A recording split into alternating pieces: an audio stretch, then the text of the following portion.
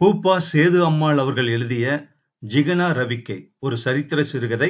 இந்த கதை தான் இந்த வீடியோல கேட்க போறோம். கேட்கலாமா? தஞ்சை மாநகரத்து அரண்மனை அன்று மங்கள அலங்காரத்தோடு கண் விழித்தது. மன்னர் தொளசாஜியின் பட்டத்து ராணியான காமாட்சியின் பிறந்த தின விழாவில் அரண்மனை வாசலில் முழங்கும் வாத்திய கோஷம் திசைகளை அதிரச் செய்து கொண்டிருந்தது. சமஸ்தானத்தைச் சேர்ந்த உத்தியோகஸ்தர்களும் நகர பிரமுகர்களும் புது புது ஆடை அலங்காரங்களோடு ராஜசபைக்கு விரைந்து கொண்டிருந்தார்கள். காமாட்சியின் அந்தப்புறத்தில் ராஜ குடும்பத்து பெண்மணிகளும் உயர் குடும்பத்து பெண்மணிகளும் குழுமி இருந்தார்கள். காமாட்சி தேவி மங்கள நீராடி புத்தாடைகள் ஆபரணங்கள் அணித்து மலர் சூடி நெற்றியில் கஸ்தூரி திலகமும் குங்குமமும் துளங்க குலதெய்வத்தை வணங்கி வழிபாடுகள் செய்துவிட்டு அந்தப்புறத்திற்குள் ஒய்யாரமாக பிரவேசித்தாள். மை தீட்டி அழகிடப் பெற்ற அவளுடைய தீர்க்கமான கண்கள் சுழன்று சுழன்று யாரையோ தேடின. அந்த குறிப்பை உணர்ந்த பணிப்பெண் அருகில் வந்ததும், ராஜாயி வரவில்லையா கங்கா என்று கேட்டாள் ராணி. இதோ வந்து கொண்டே இருக்கிறேனே என்ற குரல் கேட்டு திரும்பினாள் மகாராணி. அவளுடைய அருமை சிநேகிதி ராஜாயி புன்னகை மலர நின்று கொண்டிருந்தாள். ராஜாயி, ஏன் இவ்வளவு நேரம் உனக்கு? பூஜையின் போதே உன்னை வரச் சொல்லவில்லையா நான் என்று வினவினாள் ராணி. ஆமாம், நேரம்தான் ஆகிவிட்டது. தேவி, என்னை மன்னித்தருள வேண்டும் என்று குறும்பாகச் சொல்லி சிரித்த வண்ணம் கைகூப்பினாள் ராஜாயி. ராணி காமாட்சி அதை கேட்டு கலகலவென்று சிரித்தாள். உடனே மகாராஜாவின் புரோகிதர் வீட்டு மூதாட்டியான சுமங்கலி வந்து அங்கு தங்க தாம்பாளத்தில் வைக்கப்பட்டிருந்த புஷ்பம், சந்தனம், குங்குமத்தை காமாட்சிக்கு அணிவித்து மங்கள பொருட்கள் நிறைந்த அந்த தட்டையும் ஆடை ஆபரணங்கள் நிறைந்த மற்றொரு நவரத்தின கசிதமான தாம்பாளத்தையும் எடுத்து கையில் கொடுத்து ஆசீர்வதித்தாள். பிறகு முறையாக அந்தப்புறத்து மற்ற ஸ்திரீகளும் பிரமுகர்கள் வீட்டு பெண்மணிகளும் தாங்கள் கொண்டு வந்த காணிக்கை பொருட்களை செலுத்தி தங்களது சந்தோஷத்தை தெரிவித்துக் கொண்டார்கள். கடைசி மட்டும் காத்திருந்து விட்டு ராஜாயி நெற்றியில் குங்குமம் இட்டு பட்டு வஸ்திரத்தில் சுற்றி இருந்த தனது காணிக்கை பொருளை கையில் கொடுத்து அன்பு பெருக்குடன், காமாட்சி, உன் தோழியின் எளிய ஆனால் அன்பு நிறைந்த சிறு பரிசு இது உனக்கு என்று கூறினாள். ராஜாயியின் அன்பு நிறைந்த சொற்களால் காமாட்சியின் மனம் நெகிழ்ந்தது. நீர் நிரம்பிய கண்களை உயர்த்தி தோழியை பார்த்தாள் காமாட்சி. பிறகு மன்னருடைய உத்தரவை அனுசரித்து வந்தவர்களுக்கு தன் கையினால் ஆடைகள், ஆபரணங்கள், தன தானியங்கள் யாவும் வழங்கினாள். எப்பொழுது இதெல்லாம் முடியும் என்று காத்திருந்தவள் போல ஆசனத்தை விட்டு எழுந்து எல்லோருக்கும் விடை கொடுத்து அனுப்பிவிட்டு ராஜாயியின் கையை பற்றி தனது அறைக்கு சென்றாள் ராணி. வைத்திருந்த பட்டு வஸ்திர முடிப்பை அவிழ்த்தாள். ஜிகினா வேலை செய்த பச்சை வெல்வெட்டினால் ஆன ரவிக்கை ஒன்று அதில் இருந்தது. பிரித்து பார்த்தாள் காமாட்சி. ஆச்சரியத்தினால் அவள் கண்கள் விரிந்தன. மிகுந்த சந்தோஷத்துடன் தோழியின் கையை பற்றி, ராஜாயி, உன் கையால் வேலை செய்ததா இது என்று கேட்டாள். இல்லை ராணி, தையல்காரி சோனாபாயிடம் கொடுத்து செய்ய சொன்னேன். உனக்கு பிடித்திருக்கிறதா காமாட்சி? அபூர்வமான வேலை ராஜாயி. மிக மிக உயர்வு என்று மன்னரால் தயாரிக்கப்பட்ட என் உடைகளில் எதுவும் இம்மாதிரி இல்லை. ராஜாயும், ஆமாம் ஆமாம், வாஸ்தவம்தான். சோனாபாயின் வேலைப்பாடு தரமானதுதான். அதனால்தான் உயர் குடும்பத்து பெண்கள் எல்லாம் அவளிடம் கொடுக்கிறார்கள். அந்த பெண்ணும் ரொம்ப நல்ல மாதிரி. அவள் செய்யும் பூ வேலையும் ரொம்ப நன்றாகத்தான் இருக்கும் என்றாள் ராஜாயி. அப்படியா? அவளை அழைத்து கொண்டு வாயே, நாளைக்கு வேலை கொடுப்போம் அவளுக்கு. அழைத்தால் அவள் வருவாள் அல்லவா என்று கேட்டாள் ராணி. வராமல் என்ன? அதிலும் அரண்மனை அந்தப்புற வேலை என்றால் குதித்து கொண்டு வரமாட்டாளா? அப்ப ரொம்ப சரி, நாளைக்கு கட்டாயமாக அவளை அழைத்து கொண்டு வா. உத்தரவுப்படி. அதோ மகாராஜா வருகிறார் போலிருக்கிறது. நான் போய் வரட்டுமா? சரி, அவசியம் நாளைக்கு அந்த பெண்ணோடு வர வேண்டும் என்று கூறிவிட்டு அவளுக்கு விடை கொடுத்து அனுப்பிவிட்டு மன்னரை எதிர்கொண்டு அழைக்க வேகமாக எழுந்து சென்றாள் ராணி காமாட்சி. காமாட்சியின் பேரழகுக்கு ஆசைப்பட்டு அரும் பிரயாசைப்பட்டு மனம் புரிந்து கொண்டார் மன்னர் அவளை. அவளை தமது தேத்திர ஸ்தானத்தில் வைத்து காப்பாற்றியும் வந்தார். அவளுடைய தீர்க்காயுளை கருதி ஜென்ம தினத்தன்று அநேக தான தர்மங்கள் செய்துவிட்டு தமது மனப்பூர்வமான ஆசியை தருவதற்காக அங்கே வந்து கொண்டிருந்தார் அரசர். இயற்கையிலேயே வடிவழகு பொருந்திய அந்த காமாட்சி மகாராணிக்குரிய அலங்காரத்தோடு சௌந்தரிய தேவதை போல் தம்மை எதிர்கொள்ள வந்ததும் ஆனந்த பரவசமாகி அவளது சிரசில் கை வைத்து, தேவி அம்பிகை உனக்கு நீண்ட ஆயுளை அருள வேண்டும் என்று கூறி மன்னர் ஆசீர்வதித்தார். மன்னரின் பாதம் தொட்டு வணங்கி இன்முகத்துடன், மகாராஜா பரிசு ஒன்றுமில்லையா எனக்கு என்று வேடிக்கையாக கேட்டாள் மகாராணி. துளசாஜி ஒரு கணம் யோசித்துவிட்டு அவள் முகவாயை பற்றி, காமாட்சி எனது செல்வமே, உன்னை என்று சித்திரத்தில் கண்டேனோ அன்றே என்னையும் என்னுடைய உடைமைகளையும் உனக்கு அளித்து விட்டேனே, மறுபடியும் உனக்கு கொடுக்க என்று இழுத்தார்.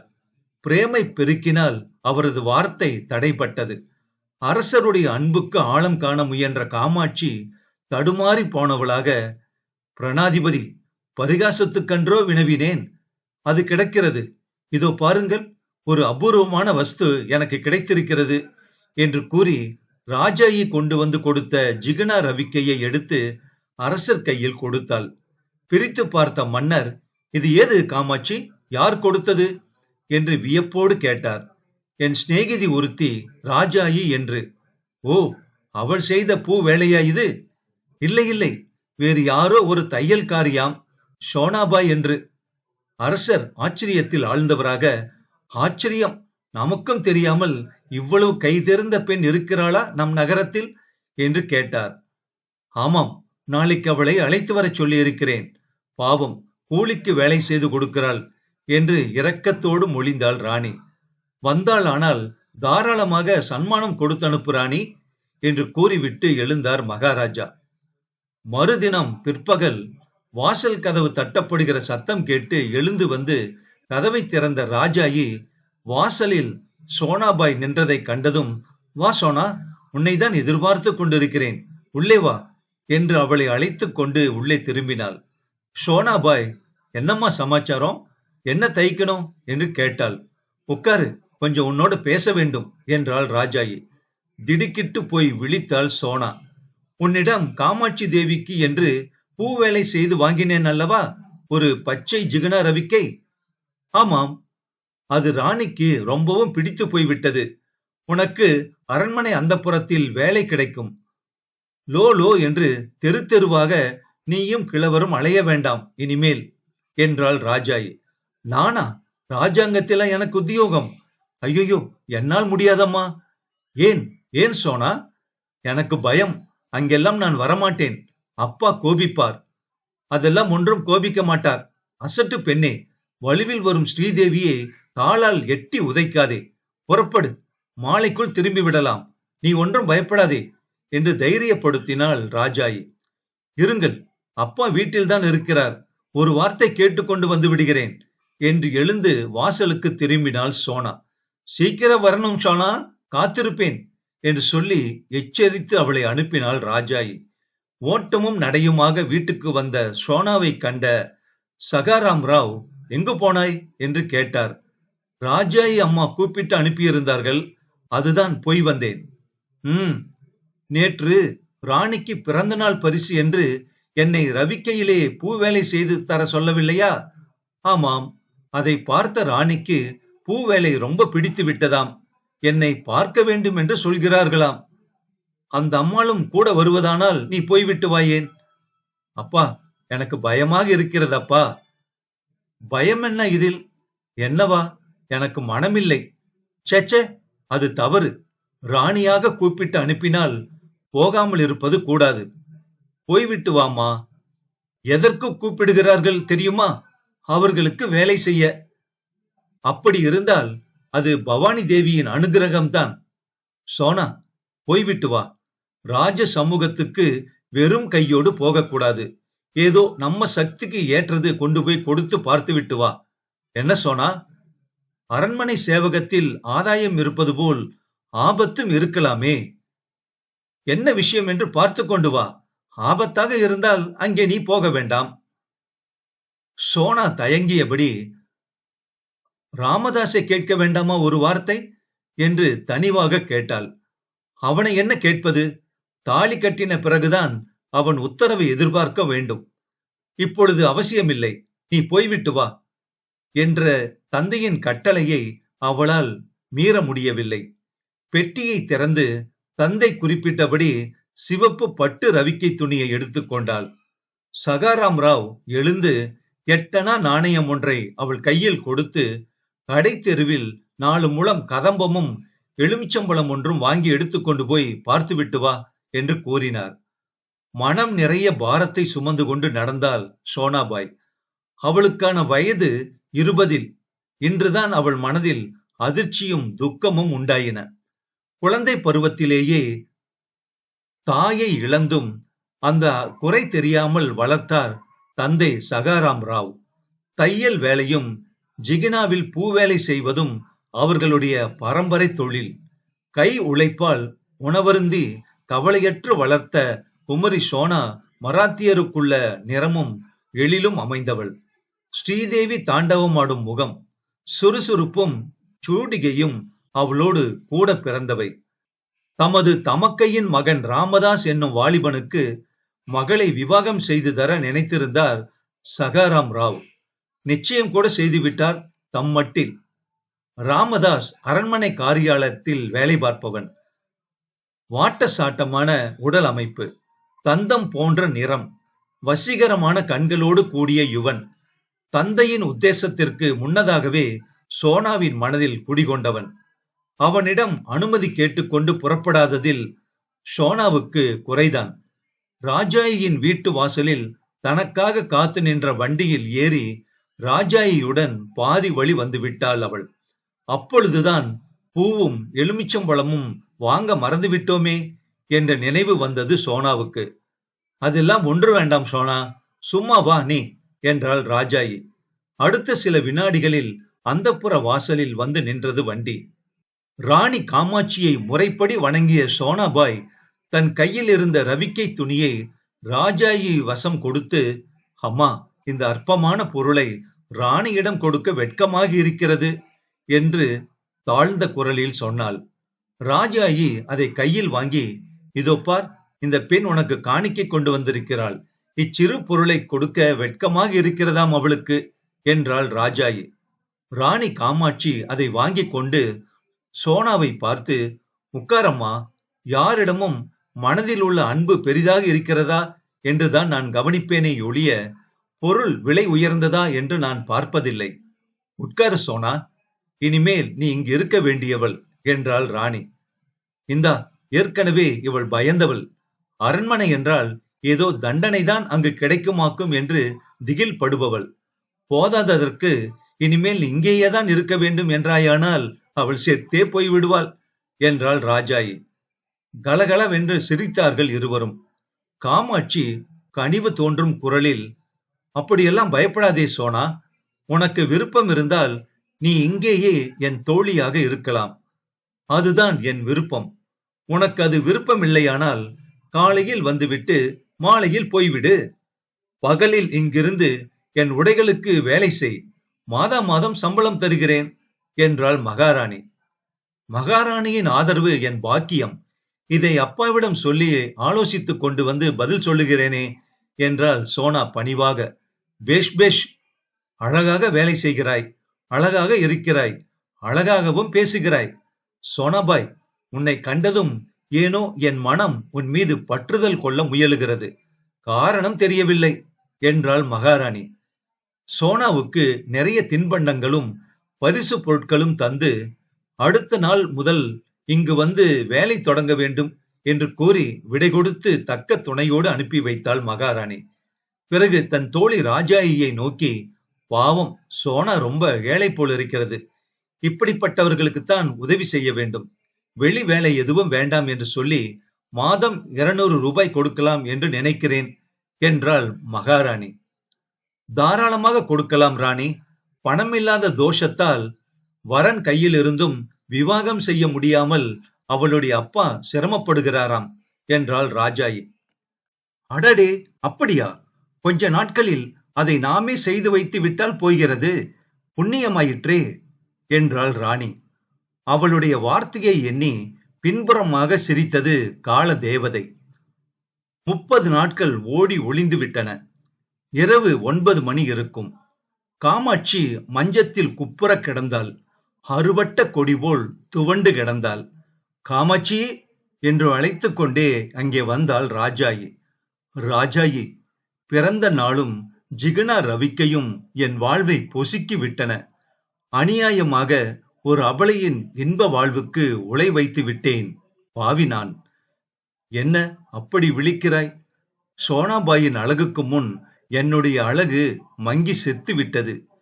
நேற்று துளசாஜி மகாராஜாவுக்கும் சோனாபாய்க்கும் ரகசியமாக கல்யாணமாகிவிட்டது என்று உள்ளங்குமுற கூறினாள் ராணி.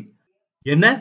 யானை தனது தலையில் தானே மண்ணை வாரி போட்டுக் கொள்வதைப் போல நீயாகவே இந்த வினையை விலை கொடுத்து வாங்கிவிட்டாயே காமாட்சி என்றாள் ராஜாயி உள்ளம் உருக. ராஜாயி, என் தலையில் நான் மண்ணை போட்டுக்கொண்ட கவலையை துரத்திவிட்டது அந்த பெண்ணின் உயிர் துடிப்பு. அவளுடைய விருப்பத்தை துளியும் லட்சியம் செய்யாமல் தமது மகள் ராணியாவதை பெரும் பேராக நினைத்து அவளை நிர்பந்தப்படுத்தினார் அவளுடைய தந்தை. அவரை சொல்வானேன், மகாராஜாவின் உத்தரவுக்கிணங்க அப்படி அவர் நடந்திருக்க வேண்டும். ராஜாயி, என்ன அக்கிரமம் இது பார்த்தாயா? அக்கிரமம் என்ன காமாட்சி? அவளை இங்கு அழைத்து வந்தது நமது பிசகல்லவா? ஆமாம், பெரும் பிசகுதான். எனது அலங்கார ஆசை அந்த பேதை பெண்ணின் இன்ப வாழ்வுக்கு உலை வைத்து விட்டது. நேற்று இரவு அவளை பார்த்து வரலாம் என்று போனேன். நான் வந்ததை கூட கவனியாமல், ராமதாஸ், இந்த பாவியை ஏன் நேசித்தாய்? ஐயோ, இப்படி நேருமென்று தெரிந்திருந்தால் அன்றே உயிர் துறந்திருப்பேனே என்று குமுறி அழுது கொண்டிருந்தாள். என் நெஞ்சை அது என்னவோ செய்தது. ஆறுதல் கூறுவதற்காக நான் அவள் அருகே போனேன். அப்பொழுது அவள் என்னை பார்த்த அந்த பார்வை, தையல்காரியாக இருந்த என்னை இங்கே அழைத்து வந்து மகாராணியாக உயர்த்தினீர்களே, ஐயோ என்று கேட்பது போல இருந்தது. நான் வெட்கி தலை குனிந்தேன். நீங்கள் என்ன செய்வீர்கள் பாவம்? என் தந்தையின் பேராசை என் சுக வாழ்வை நாசம் செய்து விட்டது மகாராணி. நான் ராணியாகிவிட்டேன். சுக போகங்களை நான் விரும்பாவிட்டாலும் இப்போது நான் அனுபவிப்பேன். ஆனால் என் ஆருயிர் ராமதாஸ் பைத்தியமாக தெருவில் திரிவாரே என்று முகத்தில் அரைந்து கொண்டு கீழே விழுந்தாள். இந்த பெண் பாவம் யாரை சூழும் ராஜாயி? சந்தேகம் என்ன? என்னைத்தான். உன்னையா? எப்படி? எப்படியா? ஜிகநாத் ரவிக்கை யார் தைத்தது என்று நீங்கள் கேட்டபோது நான் தான் என்று கூறியிருக்க வேண்டும். உன்னிடம் உண்மையை சொல்லிவிட்டு அவளையும் அழைத்து வந்தது என் தவறுதானே. துளசாஜியின் மனதில் என்னை தவிர எந்த பெண்ணும் இடம்பெற இயலாது என்ற கர்வத்தில் அவர் அந்தப்புறம் வரும் சமயங்களில் இவளை ஒளித்து வைக்க மறந்துவிட்டேன். நான் உன்னை பலாத்காரமாக அவள் இங்கே அழைத்து வரச் சொன்னதால் தானே இவ்வளவும். அவள் பாவத்தை நான் கொட்டி கொண்டு விட்டேன் ராஜாயி. கொட்டி கொண்டு விட்டோம் என்று சொல்லு காமாட்சி. அந்த வாலிபனையும் எனக்கு தெரியும். இருவரும் ஏற்ற ஜோடிதான். எப்படி வந்து மூண்டது பார்த்தாயா வினை? எப்படி வந்தது என்றால் ஜிகனா ரவிக்கை மூலமாக. பார் பார், இங்கிருந்தே தெரிகிறது பார். அந்த சாளர வாயிலில் சோனாபாய் நின்று அவர்கள் வீடு இருக்கும் திக்கில் பார்த்து கொண்டு அழும் கன்றாவியை என்றாள் ராணி காமாட்சி வருத்தத்துடன். கண்ணீரால் முகம் நனைய வெற்று வெளியை பார்த்து கொண்டு ஏதோ கூறி இறங்கும் சோனாவின் அப்போதைய தோற்றத்தை கண்ட பொழுது எங்கேயோ தொலை தூரத்தில் ராமதாஸ் பைத்தியம் பிடித்து உலாவுவது போலும், அதை கண்டு சோனாபாய் பொறுமுவது போலும் ஒரு பிரம்மையை உண்டாக்கியது. பூப்பா சேது அம்மாள் எழுதிய ஜிகனா ரவிக்கை முற்றும். பணம், வசதி, வாய்ப்பு எதுவுமே முக்கியம் இல்ல, உண்மையான நிஜமான காதலுக்கு முன்னால். இந்த கதை சம்பந்தப்பட்ட உங்க கருத்தை பதிவு பண்றீங்களா? இந்த கதை கல்கி இதழ்ல 17/3/1957 வெளியான ஒரு அருமையான சிறுகதை.